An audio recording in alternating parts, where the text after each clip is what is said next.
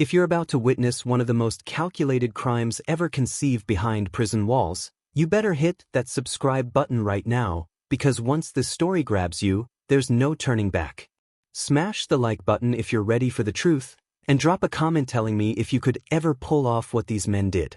Now, let's descend into the shadows. The fluorescent lights of Tegel prison hummed like dying insects on a cold November night in 2019. In cell block C, a man sat at a metal desk, sketching architectural diagrams with a precision that would make engineers jealous. His name was Klaus Bergmann, 47 years old, former head of security infrastructure at Deutsche Bank's Frankfurt headquarters. He had once protected billions. Now, he was planning to steal them. Klaus had been inside for 3 years, convicted of embezzling 2.3 million euros through ghost accounts and falsified wire transfers. The court had called him a disgrace to the banking industry. But what they didn't understand was that Klaus had learned something far more valuable than money during his 12 years at Deutsche Bank. He had learned every single weakness in Germany's most fortified financial institutions. Every blind spot in their camera networks. Every flaw in their vault rotation schedules. Every human error that security teams made during shift changes. And now, with nothing but time and rage burning in his chest, he had decided to put that knowledge to use. The idea came to him 6 months into his sentence. He was in the prison library, reading about the 2013 Banco Central burglary in Brazil, where thieves had tunneled into a bank and stolen $70 million. The brilliance wasn't just in the execution, it was in the months of planning, the patience, the willingness to study every detail until the impossible became inevitable. Klaus realized something that night. Prison wasn't his punishment. It was his opportunity. He was surrounded by exactly the kind of men he needed, specialists with nothing to lose and everything to prove. He started with Dmitry Volkov, a Russian explosives expert serving 15 years for an armored car bombing in Munich. Dmitry was built like a concrete wall, with hands scarred from years of handling volatile materials. Klaus approached him in the prison yard during a freezing December morning, the kind of cold that made your bones ache. He didn't waste time with small talk. He asked Dmitry one question that changed everything. How much C4 would it take to breach a reinforced concrete wall 3 meters thick without triggering seismic alarms? Dmitry's eyes narrowed, then a slow smile crept across his face. He understood exactly what Klaus was offering. A chance at redemption, or at least, a chance at one final masterpiece. Next came Marcus Osei, a Ghanaian immigrant and former software engineer who had hacked into the European Central Bank's external network just to prove it could be done. He hadn't stolen a single euro, but the German government had made an example of him anyway. 10 years in Tegel for exposing their weaknesses. Marcus was brilliant, quiet, and burning with resentment. When Klaus showed him encrypted schematics of Deutsche Bank's digital security infrastructure, schematics that Klaus had memorized and recreated from memory, Marcus didn't ask why. He asked when.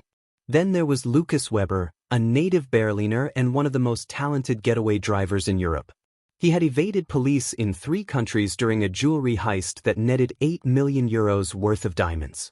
They finally caught him at the Austrian border when his partner panicked and crashed their vehicle. Lucas had never forgiven that mistake. Klaus promised him something better than diamonds.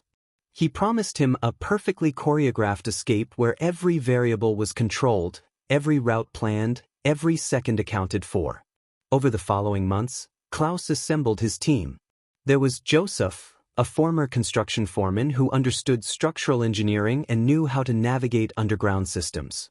There was Ahmed, a locksmith whose fingers could feel the mechanisms inside any safe. There was Christian, a Romanian con artist who could forge any document and impersonate anyone. And finally, there was Henrik, a disgraced police officer who still had contacts on the outside, people who owed him favors, people who could supply equipment and information. Klaus didn't just recruit them. He educated them. Every day in the prison workshop, in the library, during yard time, he taught them. He smuggled in architectural journals through corrupt guards. He drew detailed maps from memory on contraband paper. He created a curriculum more rigorous than any university course. He taught them about pressure sensors, motion detectors, thermal imaging, biometric locks, and time delay vault mechanisms. He explained the psychology of bank security, how guards become complacent, how patterns emerge, how human nature always creates exploitable weaknesses. For 14 months, Tegel prison became their academy. The other inmates thought they were just passing time. The guards thought they were model prisoners, quiet and compliant. But behind those cold gray walls, something dangerous was taking shape. A plan so intricate, so audacious, that it would either make history or destroy them all. Klaus had identified the target 6 months ago. The Deutsche Bank Frankfurt headquarters vault, specifically the subterranean Level 3 secure holding facility where high-value assets were stored during international transfers. On one specific day each quarter, that vault held liquid assets exceeding 50 million euros, cash waiting to be distributed to branches across Europe. Klaus knew the exact date. March 15, 2021. He knew the exact time window. Between 2:47 a.m. and 3:23 a.m., when the security rotation created a 36-minute gap in monitoring. But here was the beautiful, terrifying part of Klaus's plan. His team wouldn't be robbing the bank from outside. They would already be inside. Weeks before the heist, hidden in plain sight, waiting like ghosts in the machinery of the building itself. And the way they would get in, the method Klaus had devised using his insider knowledge and the team's combined skills, was something no security expert had ever anticipated. As Klaus sat in his cell that November night, finalizing the last details, a guard's footsteps echoed down the corridor. Klaus calmly folded his diagrams and slid them into a hollowed-out book. The guard passed without stopping. Klaus exhaled slowly. In 4 months, most of his team would be released on parole. In 6 months, they would execute the plan. In 7 months, they would either be legends or corpses. But when Klaus opened the final envelope that had been smuggled to him that afternoon, the one containing updated security protocols from his contact inside Deutsche Bank, what he discovered made his blood run cold. The bank had implemented something new, something he hadn't anticipated, something that could destroy everything they had built. His hands trembled as he read the document again, hoping he had misunderstood. He hadn't. Everything had just changed. The Infiltration. March 2021. Berlin's winter had given way to a cold, gray spring, the kind of weather that made the city feel like it was holding its breath. 5 members of Klaus's team had been released from Tegel prison over the past 3 months, each one disappearing into society like smoke. To the parole officers, they were reformed men trying to rebuild their lives. Marcus Ose worked at a tech repair shop in Kreuzberg. Lucas Weber drove for a legitimate courier service. Ahmed had found work at a locksmith company. Joseph took construction jobs around the city. On paper, they were success stories of rehabilitation. In reality, they were ghosts moving through Frankfurt, studying their target with the focus of predators stalking prey. Klaus himself had been released 2 weeks earlier, in late February. His parole conditions were strict. He was forbidden from entering any financial district, prohibited from using computers, required to check in with his officer twice weekly. He violated every single condition within 48 hours of walking out of Tegel's gates. The man who emerged from prison was not the broken embezzler who had entered. He was something harder, colder, refined by years of planning into a surgical instrument of criminal intent. The new security protocol Klaus had discovered in that final document was called Phantom Watch, an AI-driven monitoring system that used predictive algorithms to detect anomalous patterns in employee behavior and building access. It had been installed in January 2021, just 2 months before their planned date. The system learned normal patterns and flagged deviations. If anyone accessed restricted areas outside their usual schedule, if any door remained open seconds longer than historical averages, if any security badge was used in an unexpected sequence, Phantom Watch would alert a response team within 90 seconds. It should have been impossible to defeat. It would have been for anyone else. But Klaus had spent 12 years inside Deutsche Bank's security infrastructure. He knew something the designers of Phantom Watch didn't know. Every AI system has a training period, a window during which it learns what normal looks like. And during that training period, it's designed to observe, not to alarm, otherwise it would flag everything as suspicious. Klaus had contacts inside the bank, people he had worked with, people who owed him favors or feared his knowledge of their own indiscretions. Through carefully worded phone calls from burner phones, through encrypted messages sent from internet cafes, he learned that Phantom Watch was still in its training phase. It wouldn't go fully operational until April 1st. They had exactly 2 weeks. Klaus moved the heist date up. March 15th was now impossible, too close to the system's activation. Instead, they would strike on March 28th, the Sunday night before Phantom Watch went live. It meant less money in the vault, only 31 million euros instead of 50 million, but it meant the AI would observe their actions without triggering alarms. And if they were careful, if they moved like they belonged, the system would learn their presence as normal. The plan was breathtaking in its audacity. Joseph, the construction foreman, had secured a contract with a legitimate building maintenance company that serviced Deutsche Bank's facilities. Using Christian's forged credentials and Henrik's connections to create a false work history, Joseph became part of a team performing routine HVAC inspections in the Frankfurt headquarters. For 2 weeks, he entered the building legally, studied the underground levels, mapped the maintenance tunnels, and identified the access point they would use.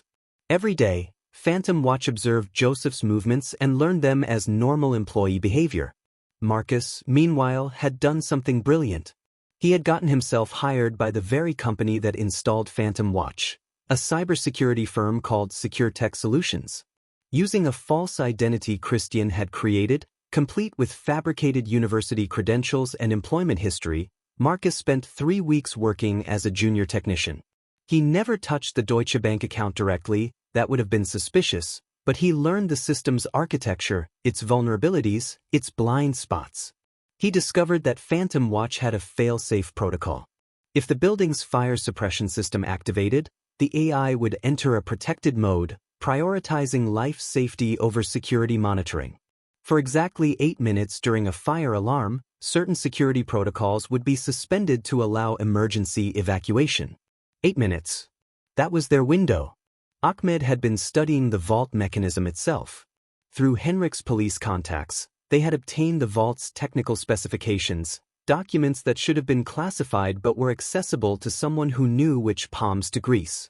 The vault used a time delay lock system combined with biometric authentication. 3 authorized managers had to scan their fingerprints within a 2-minute window for the vault to open, and even then, there was a mandatory 15-minute delay before the locks would disengage. It seemed impenetrable, but Ahmed had noticed something in the specifications. During the 8-minute window, Marcus would use a cloned security badge to enter through a maintenance access point, bringing Ahmed and Dimitri with him. Henrik would remain outside in a security guard uniform, a fake but convincing enough to fool cameras, monitoring police radio frequencies. Christian would be positioned in the bank's parking garage, ready to jam any emergency signals if necessary. Lucas would be behind the wheel of the delivery van, engine running, parked in an alley exactly 180 meters from the exit point. They would have 8 minutes to reach the vault. Ahmed would defeat the biometric locks using the fingerprint molds, a process that would take approximately 90 seconds if everything went perfectly. Then they would face the 15-minute time delay. Except Dimitri had a solution for that. A shaped charge, precisely calculated to breach the vault door's locking mechanism without triggering the seismic sensors embedded in the walls. The explosion would be contained, directed, surgical. If Dimitri's calculations were correct, and they had to be, the blast would disable the time delay mechanism and allow them to open the vault manually. Once inside, they would have less than 4 minutes to extract the cash, load it into reinforced bags, and evacuate before Phantom Watch's emergency protocols reactivated. For minutes to become rich or die trying. Klaus looked at each man. Questions? Silence. They had gone over this 100 times. Every contingency had been planned for. Every variable accounted for. This wasn't just a heist. It was a symphony of crime, each man playing his part with perfect timing. March 28th, Klaus said quietly. Sunday night. We change our lives forever, or we end them. There's no middle ground. The meeting ended. The men dispersed, melting back into the city like they had never existed.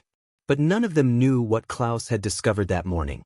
A detail so devastating, so impossibly dangerous, that he had made the decision not to tell them. Because if they knew the truth, if they understood what was really waiting for them in that vault, they would never go through with it. And Klaus needed them. He needed this to work. Because 3 days earlier, Henrik's police contact had accidentally leaked something while drunk, something about a federal operation, something about the vault Klaus had chosen. The 31 million euros they were planning to steal wasn't just bank assets. It was bait. The German Federal Criminal Police, the BKA, had been tracking an international money laundering network for 18 months. They suspected someone inside Deutsche Bank was facilitating the operation. So they had set a trap. The money in the vault on March 28 was marked, tracked, and under surveillance. The moment anyone touched it, a tactical response team stationed 3 blocks away would be deployed. Klaus had walked them all into a suicide mission. And tomorrow night, there would be no turning back. The Vault. March 28, 2021. 11:32 p.m. Frankfurt's financial district was a canyon of glass and steel, towering buildings that touched the night sky like fingers reaching for something they could never grasp. The streets were empty, swept clean by the cold wind that carried the scent of rain. Inside Deutsche Bank's headquarters, the nighttime security team moved through their routines with the mechanical precision of people who had done the same job 1,000 times before.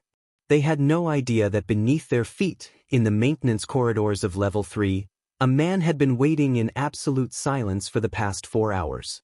Joseph's legs had gone numb an hour ago. He was crouched in a service tunnel behind an industrial air handler, surrounded by the constant hum of machinery that masked his breathing. In his hand, he held Dimitri's incendiary device, a small cylinder no bigger than a soda can, filled with a chemical mixture that would produce thick smoke when activated. His watch read 11:43 p.m. 4 minutes until everything began. 3 blocks away, Lucas sat behind the wheel of the stolen delivery van, engine off, invisible in the shadows of an alley. His hands rested on the steering wheel, steady despite the adrenaline coursing through his veins. He had driven Getaway for a dozen heists, but nothing had ever felt like this. The stakes had never been this high. The planning had never been this intricate. He trusted Klaus completely, which terrified him, because trust was the most dangerous thing a criminal could offer. In the parking garage beneath the bank, Christian sat in a maintenance uniform inside a janitor's closet, his laptop open, connected to a signal jammer that could, if necessary, create an electromagnetic dead zone within a 50-meter radius. He checked the device again. Functional. Ready. His role was simple: stay hidden unless everything went wrong, and then make sure no alarm signal left the building. He was the insurance policy, the last line of defense between success and catastrophe. Henrik stood at the perimeter of the financial district, wearing a security guard uniform so authentic that even real guards had nodded to him as they passed. He held a police scanner to his ear, listening to the quiet chatter of night patrol units. Everything was normal. Routine traffic stops. A domestic disturbance in Sachsenhausen. Nothing about the bank. Nothing about federal operations. He keyed his encrypted radio once, a silent signal to the others. All clear. At 11:47 p.m. exactly, Joseph activated the incendiary device. Smoke began pouring from the air handler within seconds, thick and acrid, triggering the sensors embedded in the ventilation system. Alarms shrieked through Level 3. The fire suppression system engaged automatically, and across the building, Phantom Watch entered its emergency protocol, suspending certain security monitoring functions to prioritize life safety. The 8-minute window had opened. Marcus moved first. He emerged from the shadows near a maintenance entrance on the building's east side, using a cloned security badge that Joseph had provided, a perfect duplicate of a facilities manager's access card. The door clicked open. No alarms. Phantom Watch observed but did not react, still learning, still in training mode, interpreting this as normal emergency response. Marcus slipped inside, and behind him came Ahmed and Dimitri, both dressed in maintenance uniforms, both carrying equipment bags that contained everything they needed to breach the vault. They moved through the corridors like practiced ghosts, taking the service stairs down to Level 3. The smoke was thicker here, billowing from the ventilation system, but there was no fire, no actual danger. Just enough chaos to justify the alarm, just enough confusion to mask their presence. They reached the vault corridor at 11:51 p.m. 4 minutes into their 8-minute window. The vault door stood before them like a monument to human paranoia, 3 meters of reinforced steel and concrete, biometric scanners glowing red in the emergency lighting. Ahmed knelt before the scanners and removed 3 silicone molds from his bag, each one containing a perfect replica of a manager's fingerprint, created using high-resolution 3D printing and materials that mimicked human skin's electrical conductivity. His hands moved with the delicate precision of a surgeon as he placed the first mold against the scanner. Green light. Accepted. Second mold. His fingers trembled slightly. This was the moment where everything could fail, where the technology could detect the fraud, where alarms could scream and armed response teams could flood the building. He pressed the mold against the scanner. Green light. Accepted. Third mold. Ahmed's heart hammered against his ribs.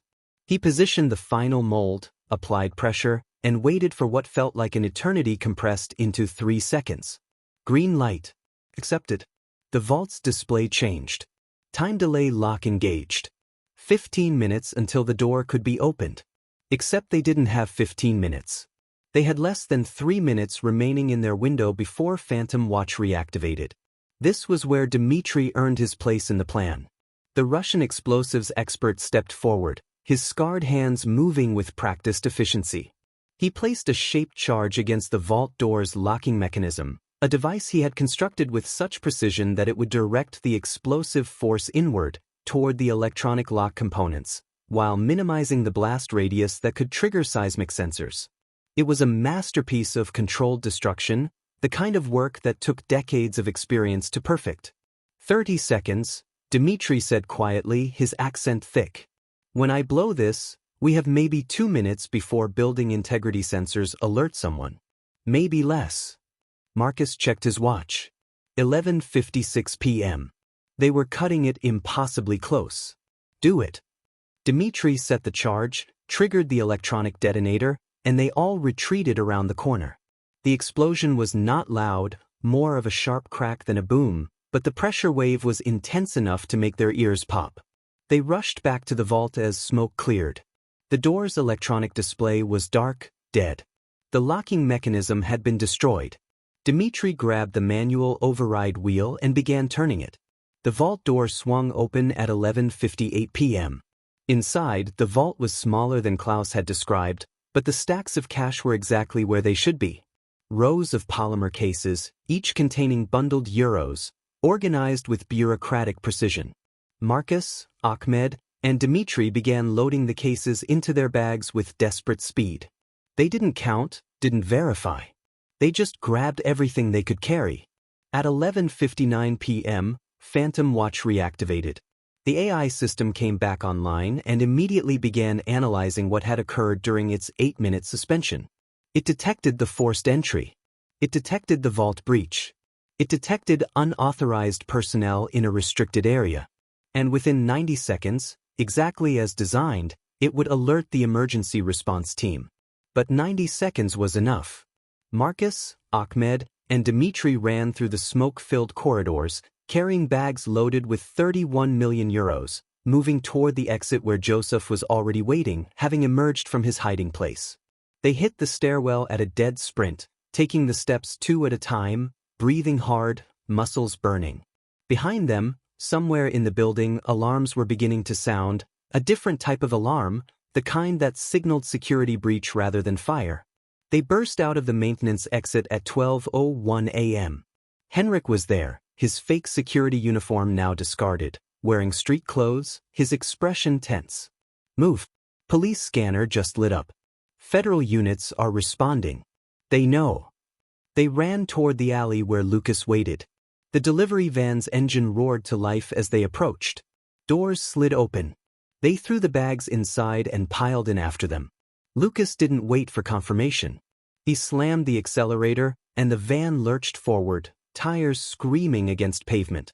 3 blocks away, in an unmarked building, the BKA tactical response team was already mobilizing.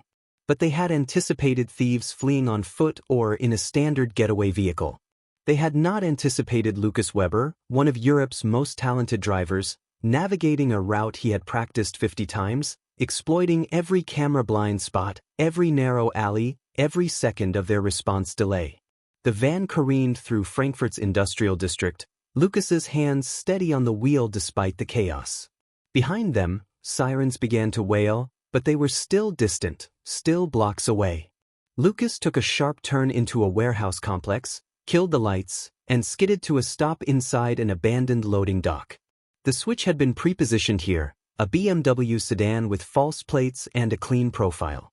They transferred the bags in less than 40 seconds, abandoned the van, and Lucas guided the BMW out the opposite side of the complex, merging into normal traffic like they had never existed. Klaus was waiting at the safe house, an apartment in Offenbach that Christian had rented under a false name. When the team arrived at 12:47 a.m., carrying the bags of cash, Klaus was standing by the window, smoking a cigarette, his expression unreadable. They dumped the bags on the floor, and for a moment, everyone just stared at the money. 31 million euros. They had actually done it. "We need to split this and disappear," Marcus said, breathing hard. "Tonight. Before they identify us." Klaus took a long drag from his cigarette and turned to face them. His eyes were cold, empty of the triumph they had expected to see.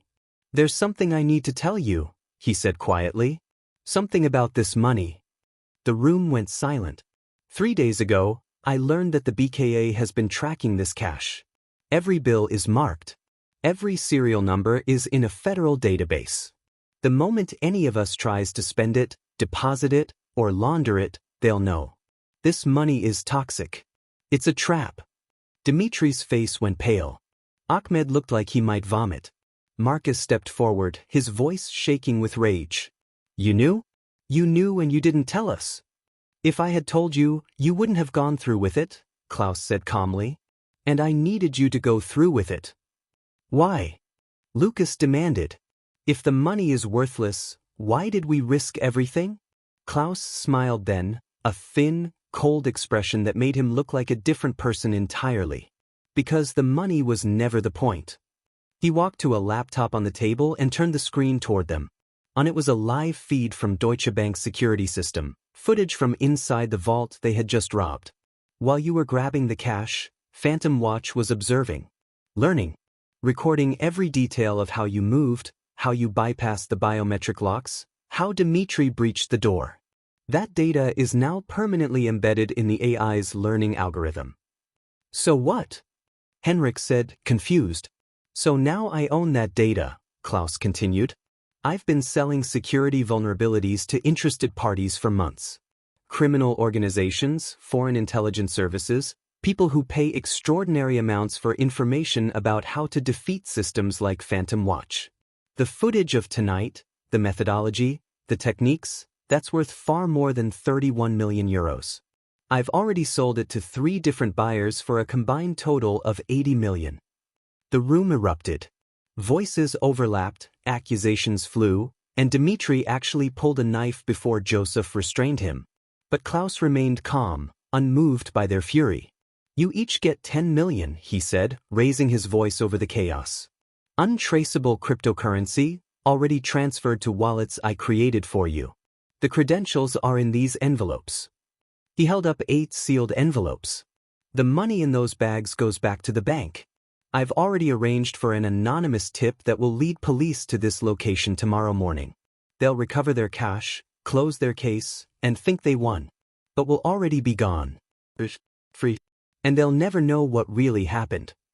One by one, the men fell silent, processing what Klaus had just revealed. He had used them, manipulated them, turned them into unwitting performers in a crime far more sophisticated than they had imagined. But he had also made them rich beyond their wildest expectations. Ahmed was the first to take an envelope. Then Lucas. Then the others, one by one, until only Klaus stood alone with his own share. "We leave separately," Klaus said. "Tonight. Different countries, different identities. We never contact each other again. If anyone gets caught, if anyone talks, we all go down. But if we're smart, If we disappear completely, we live like kings for the rest of our lives. By 3 a.m., the safe house was empty. 8 men scattered into the darkness, carrying secrets and fortunes, leaving behind 31 million euros in marked bills that would be discovered by police at sunrise.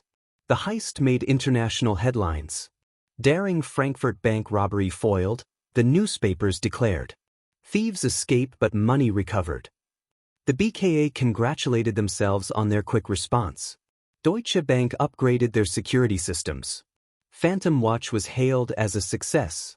And somewhere in the official reports, buried in technical analysis that no journalist bothered to read, was a footnote about unusual data access patterns in the AI's learning algorithm, anomalies that couldn't quite be explained. Klaus Bergmann was never seen again. Neither were the 7 men who helped him. They had become ghosts, wealthy beyond measure, living under new names in countries far from Germany. The perfect crime wasn't stealing the money. It was making everyone believe they had failed.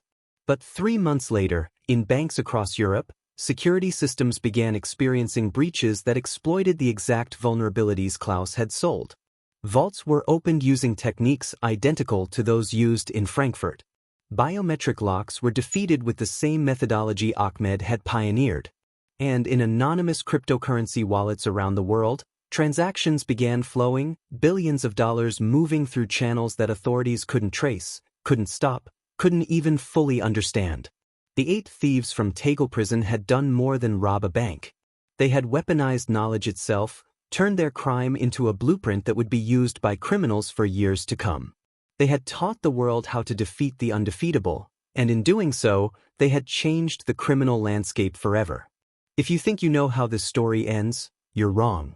Because somewhere out there, Klaus Bergmann is watching, planning, teaching. And when the next impossible heist occurs, when the next impenetrable vault is breached, when the next perfect crime is executed, you'll wonder if he was involved. You'll wonder if the man who turned prison into a classroom is still out there, recruiting new students, designing new masterpieces. The Frankfurt Vault wasn't the end. It was just the beginning. And the most terrifying part is, you'll never know when it happens again. Until it's already too late.